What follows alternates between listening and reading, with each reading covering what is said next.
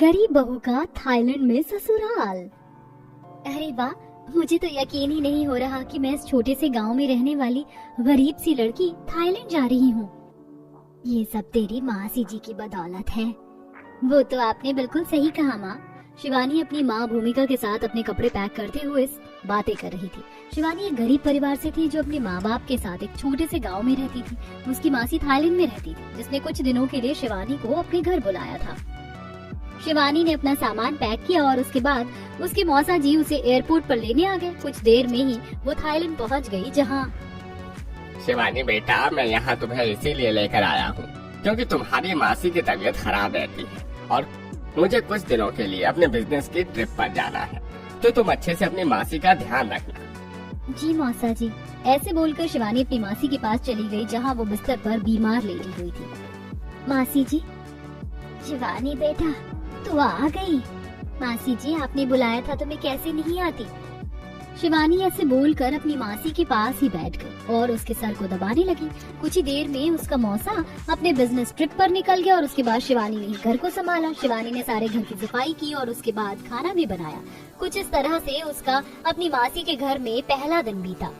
अगले दिन शिवानी अपनी मासी की दवा लेने के लिए बाहर आई। अरे नहीं, यहाँ तो सभी दवाइयों पर थाईलैंड की भाषा ही लिख रखी है। मैं किस तरह से मासी जी की दवा लूँ? यहाँ तो कोई मेरी भाषा समझेगा भी नहीं। अब मैं क्या करूँ? जरा सुनिए, क्या आप मुझे बता सकती हैं कि ये कौन सी दवा है? शिवानी काफी लोगों से इसी तरह से मदद मांग रही थी, लेकिन कोई भी उसकी मदद नहीं कर रहा था। अभी वो परेशान हो ही रही थी कि तभी उसकी मुलाकात एक लड़के से हुई।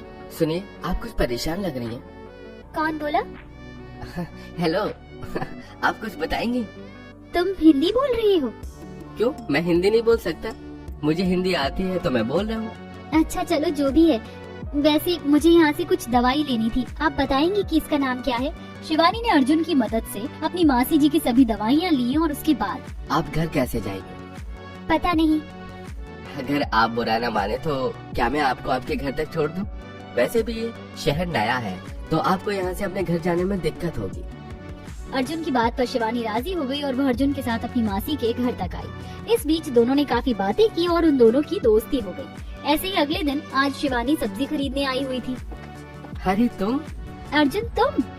आज भी दोनों में काफी देर बातें हुई और दोनों ने साथ में ही शॉपिंग की। अब अर्जुन और शिवानी दोनों रोजाना ऐसे ही एक दूसरे से मिलने लगे थे और इसी बीच में दोनों एक दूसरे को पसंद कर बैठे। अर्जुन ज्यादा वक्त नहीं लगाना चाहता था क्योंकि उसे डर था कि शिवानी कहीं वापस न चली जाए।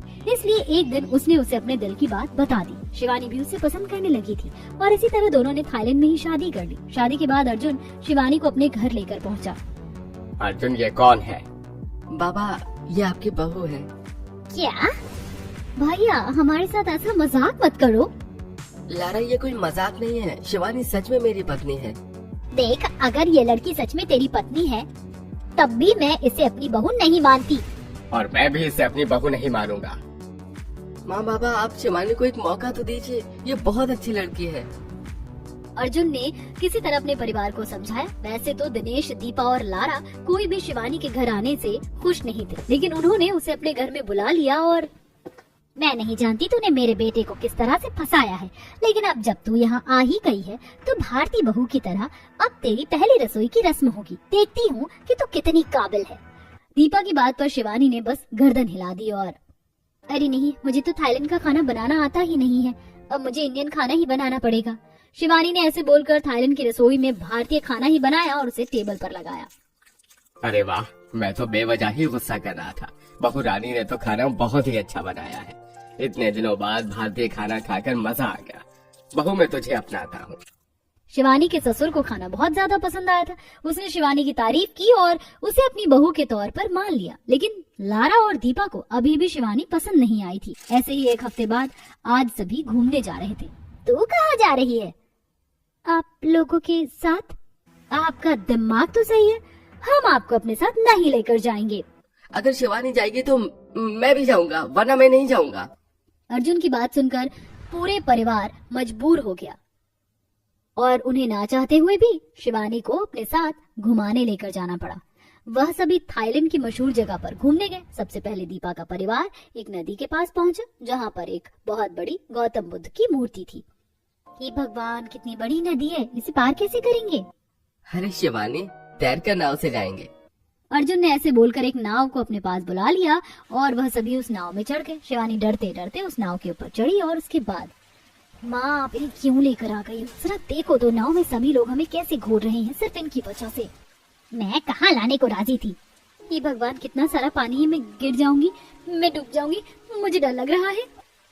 शिवानी नाव में इसी तरह से करने लगी जिससे आसपास के सभी लोग उसे देख देख कर हंस रहे थे। किसी तरह नदी का रास्ता पार हुआ और अब बारी आई नाव से उतरने की। दीपा का पूरा परिवार ठीक से नाव से उतर गया, लेकिन शिवानी, मैं कैसे आऊं?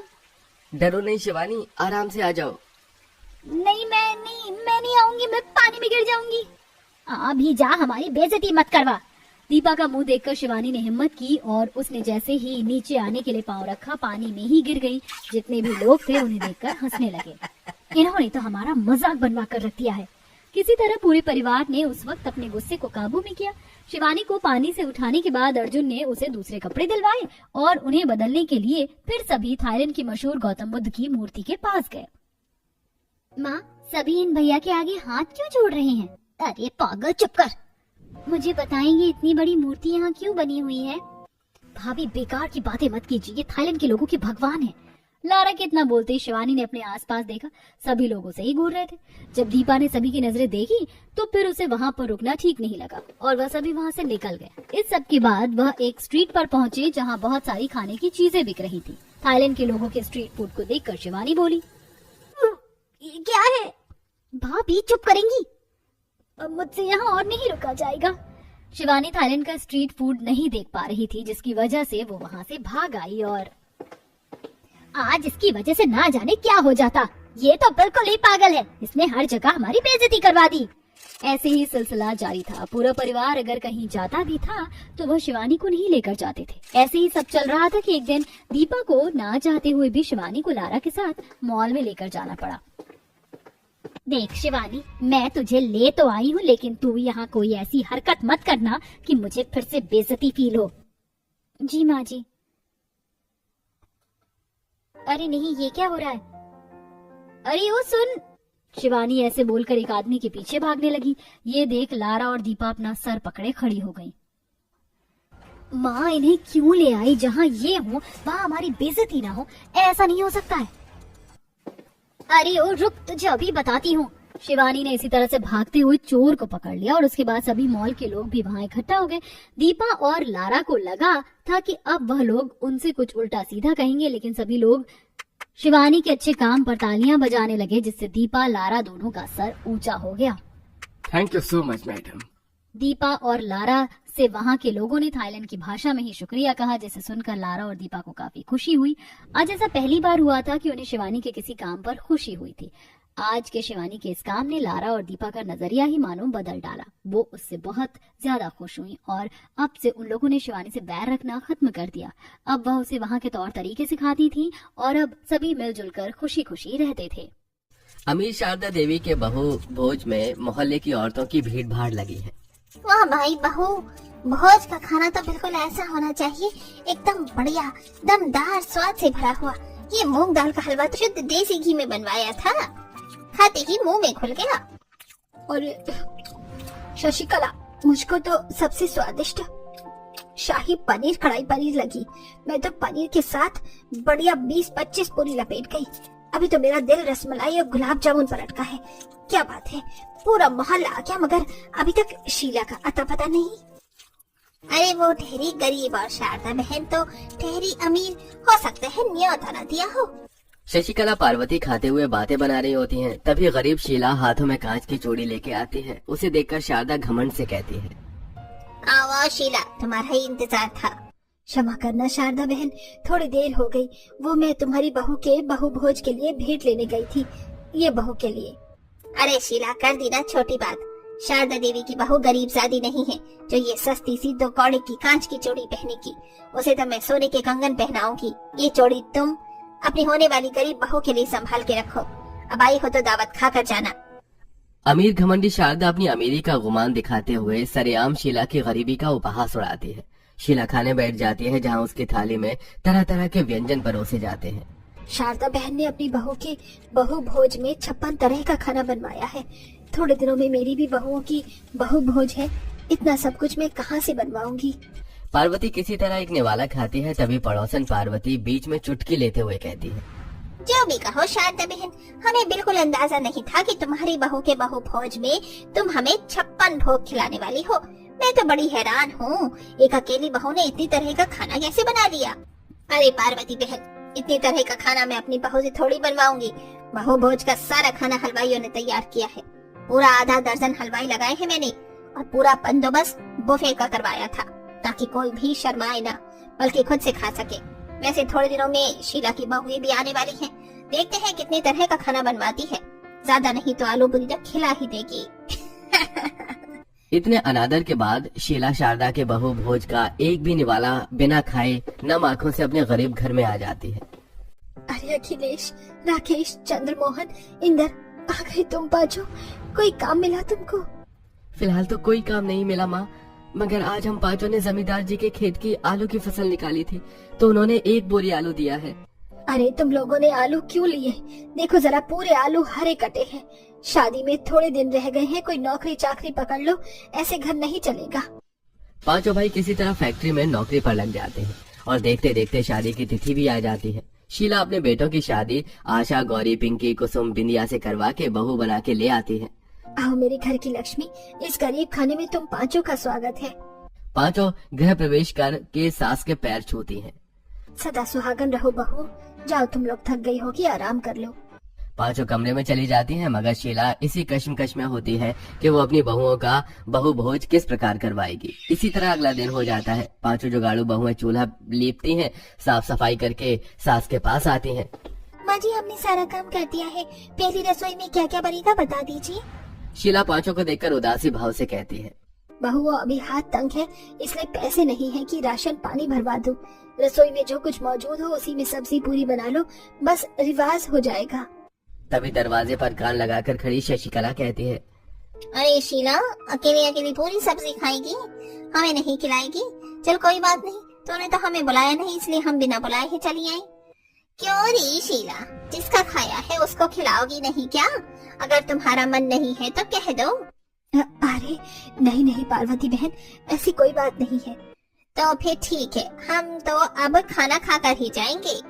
हे भगवान, ये सब तो घर में जम गई है। आज तो लगता है इज्जत नीलाम हो ही जाएगी। आप सब लोग बैठिए, मैं अभी आई। शीला उतरा हुआ चेहरा लेकर पांचों बहुओं के साथ रसोई में आती है, जहां देसी तरीके से खाना बनाने की झलक थी। कोने में ओखली रखी थी, मसाला पीसने का सिलबट्टा था और दूसरे कोने में हाथ चक्की भी पड़ी हुई थी। बहुओं, मेरी तो समझ में नहीं आ रहा, तुम्हारा बहु भोज कैसे करवाऊं? पैसे की तंगी है, उधारी में लाला राशन पानी भी नहीं देगा। माँ जी आप निश्चिंत रहिए, आपकी पांचों जुगाड़ू बहुएं जो हैं उसी से पकवान बना लेंगी। ये सुनकर गरीब सास की आंखों में आंसू छलक आते हैं। जुग जुग जीती रहो बहू, अब तुम्हारी गरीब सास की लाश तुम पांचों के हाथ में है। ऐसा बोलकर शीला बाहर आ जाती है, जहाँ शारदा भी बैठी थी, जो कहती है, अरे शीला, मैंने सुना है तुम्हारी 5 बहुएं बड़ी जुगाड़ू और फुर्तीली हैं। वैसे मेरी बहू के पहले रसोई में 56 तरह का खाना बना था, मगर तुम्हारी तो 5 बहुएं हैं, तो 60 तरह का खाना तो होना ही चाहिए। और मेरे हिसाब से 1 घंटे का समय काफी रहेगा, क्यों बहनों? हाँ हाँ बिल्कुल। हे भगवान, 1 घंटे के अंदर अंदर मेरी जुगाड़ बहुएं 60 तरह का खाना कैसे बनाएंगी?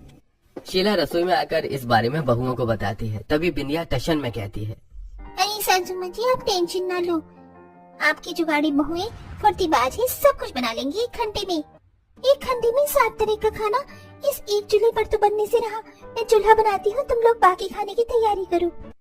आशा जल्दी से जुगाड़ लगाकर 5 मुंह वाला चूल्हा तैयार करती है। वहीं दूसरी बहू सब्जी के लिए मसाला तैयार करती है।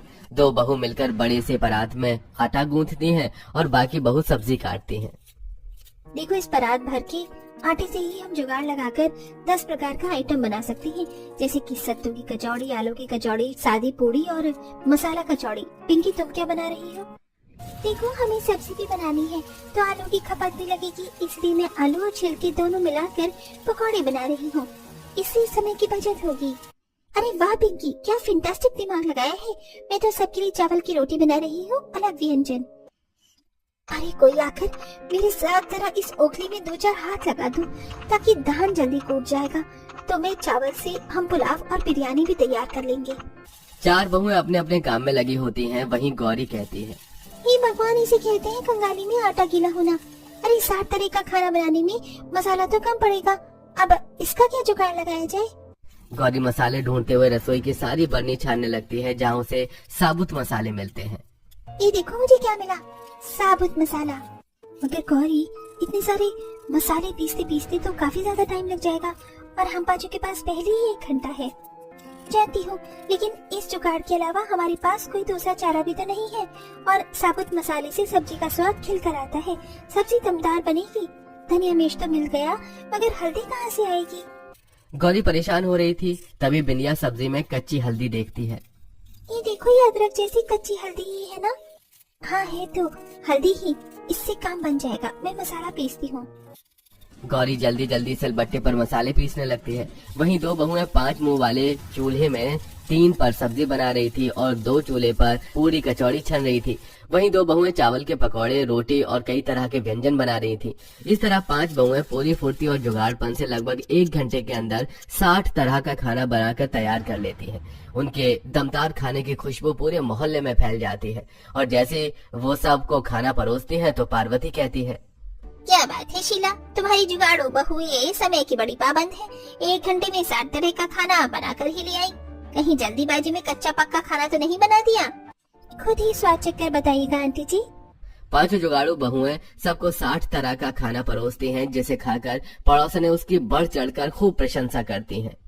मान गए शीला बहन, तुम्हारी 5 जुगाड़ो बहुओं ने 1 घंटे के अंदर 60 तरह का खाना बनाकर साबित कर दिया कि बहुएं केवल लक्ष्मी नहीं बल्कि साक्षात देवी अन्नपूर्णा का भी रूप होती हैं। सच में शीला, तुम्हारे तो भाग्य खुल गए। तुम्हारी बहुओं के हाथ में लाजवाब स्वाद है। इतना स्वादिष्ट खाना बनाया है, इनके आगे तो हलवाई भी फेल है। 5 जुगाड़ बहू की तरफदारी सुनकर शीला को दिल में बहुत खुशी मिलती है और सब कोई उन्हें खाने के बदले उपहार भी देते हैं।